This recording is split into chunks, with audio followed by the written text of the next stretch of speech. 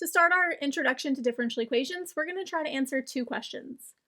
First, what is a differential equation? And second, what form does the solution of a differential equation take? So what do solutions look like?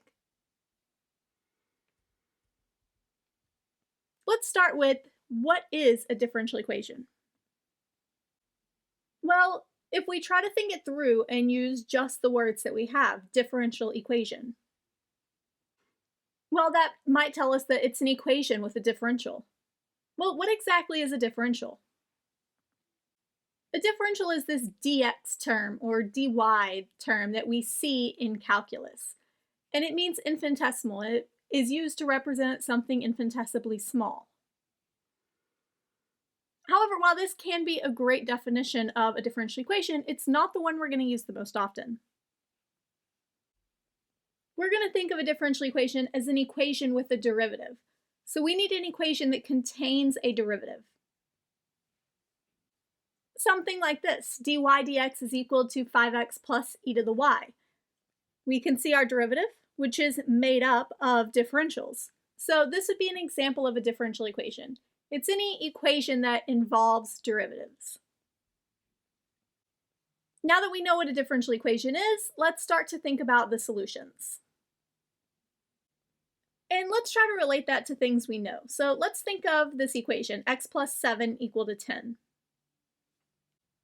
Well, then we would know that the solution is x equal to 3, because if x is equal to 3, then this equation is satisfied. The left is 3 plus 7, which is 10, and then the right is 10. So the left and right sides are equivalent. For a differential equation, though, our solution is not going to be a number. Instead, the solution will be a function. So we'll be able to give a function that satisfies our differential equation. Let's consider this differential equation dy dx equal to 6y. The solution of this is y of x equal to e to the 6x. And how I got that is something that will develop as we continue on. But for now, let's just say that we have this function, e to the 6x. Well, let's try to take that derivative. Our derivative rules say that the derivative of e to the 6x is 6e to the 6x. And since e to the 6x is just y, I can rewrite the right-hand side as 6y. So now I have dy dx is equal to 6y, which is the differential equation. So this does actually satisfy. This is a solution.